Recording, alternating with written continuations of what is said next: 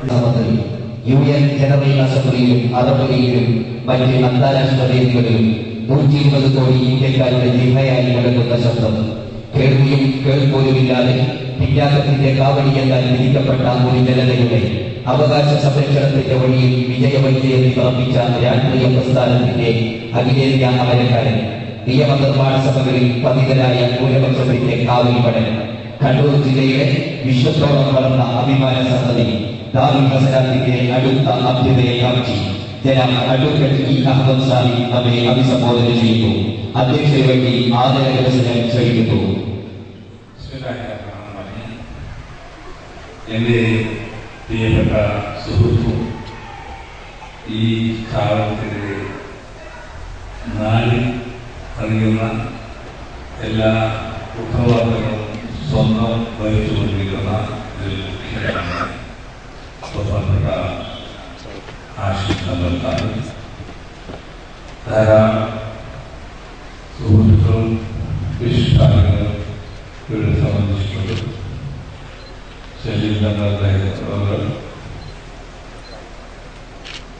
നമ്മുടെ കേരള കണ്ണൂർ ജില്ല മുസ്ലിം ലീഗിന്റെ പല നേതാക്കന്മാർ നമ്മൾ സാഹിബ് സാഹിബ് സാഹിബ്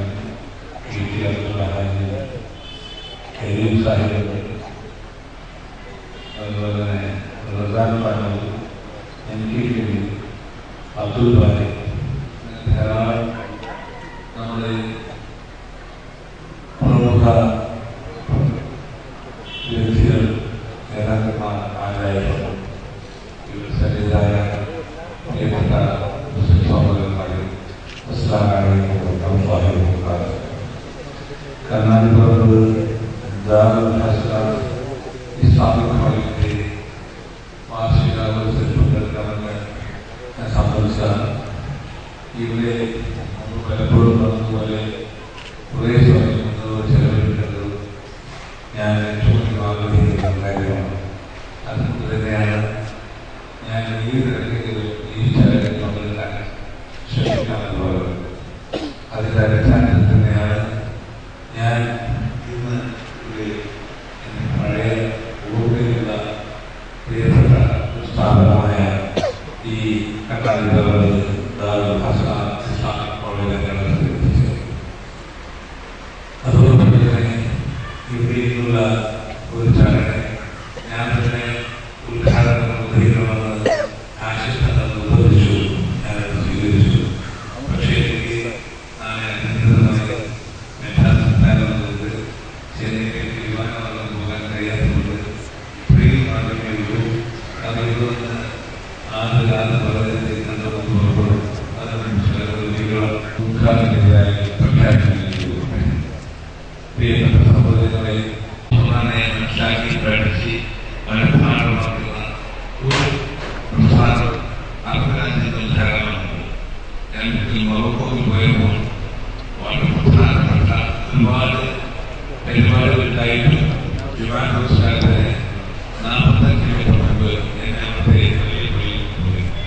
എനിക്ക് ഏറ്റവും കൃത്യമായി തോന്നിയത് പള്ളിയിൽ ജുമാനെ സ്വീകരിക്കുന്ന ആ നിറഞ്ഞ പള്ളിയിൽ ഓരോ വിഭാഗത്തിൽ നിന്നും വിശ്വസിക്കുന്ന എല്ലാവരും പോലും ഏറ്റവും വലിയ ശബ്ദത്തോടും സ്വരമാസത്തോടും കൂടി ഒരു ഭാഗത്തു നിന്ന് ഓരോ അതങ്ങനെ ചലിച്ച് പള്ളിയുടെ എല്ലാ ഭാഗത്തും നിൽക്കും. എല്ലാവരും ഞങ്ങൾക്ക് മനഃപ്പാഠമാക്കി ഏതാണ്ട് ഒപ്പിച്ച് മനഃപ്പാഠമാക്കി ഓടാറ്. പക്ഷെ അവിടെ ഞാൻ കണ്ടത് വിശുദ്ധ ഖുർആൻ അത് ഒരു ഭാഗത്ത് തോന്നിയിട്ട് ഓരോ ആഴ്ചയും അത് ഓരോ ജ്യൂസ് എന്നുള്ളതാക്കാൻ നേരിട്ട് പോകുന്നു. പക്ഷെ ആ പള്ളിയിലുള്ള മുഴുവൻ ആളുകളും അത് ഒന്ന് കണ്ടു. പുറത്തിറങ്ങി നോക്കിയപ്പോൾ അവരെല്ലാം നമ്മളെ പോലുള്ള സാധാരണക്കാരാണ്. അപ്പൊ സാധാരണക്കാരായ മുസ്ലിങ്ങൾക്ക് അവിടെ ഖുർആൻ മനഃപ്പാഠമാക്കി അവസാനം എന്ത് മനോഹരം, എന്ത്. ഈയിടെ ഞാൻ ഡൽഹിയിൽ ജാമിയ മില്ലിയ ഇസ്ലാമിയയിൽ തുർക്കി എന്നുള്ള ഒരു വലിയ മതപ്രസ്ഥാനത്തിൻ്റെ ഏറ്റവും വലിയ ഹാലുമായി അറിയപ്പെടുന്ന സയ്യിദ് മുർസി എന്ന് പറയുന്ന ഒരു പണ്ഡിതനെ പറ്റി ഒരു യോഗത്തിൽ ഞാനതിൽ പോയിരുന്നു. അപ്പോൾ അതിൽ വ്യക്തമായി പറഞ്ഞത് അവിടെയുള്ള ഈ ബ്രിട്ടീഷ് ഗവൺമെന്റിന്റെ വലിയൊരു ഭരണാധികാരിയായിരുന്നു ക്ലാപ്റ്റൺ. ആ ക്ലാപ്റ്റൺ അവിടെ ആ കാലത്ത് ബ്രിട്ടീഷുകാർക്ക് പറഞ്ഞ കാര്യമാണ്. എന്താ ബ്രിട്ടീഷുകാർക്ക് പറയുന്നത്? ഈ മുസ്ലിങ്ങൾക്ക് ഖുർആനുമായി ബന്ധമുള്ള കാലത്തോളം അവനെ ഒരു ശക്തിക്കും നശിപ്പിക്കാൻ കഴിയുകയില്ല. എത്ര മനോഹരമായി ഞാൻ അതിനെ ഓരോന്നോരോന്ന് ഇവിടെ പറയാൻ ആഗ്രഹിക്കുന്ന എന്ന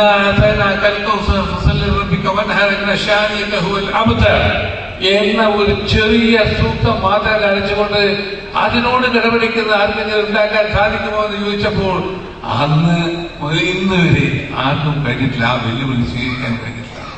അത്രയും മനോഹരമാണ്, അവഗാഢമാണ്, അർത്ഥസമ്പുഷ്ടമാണ്.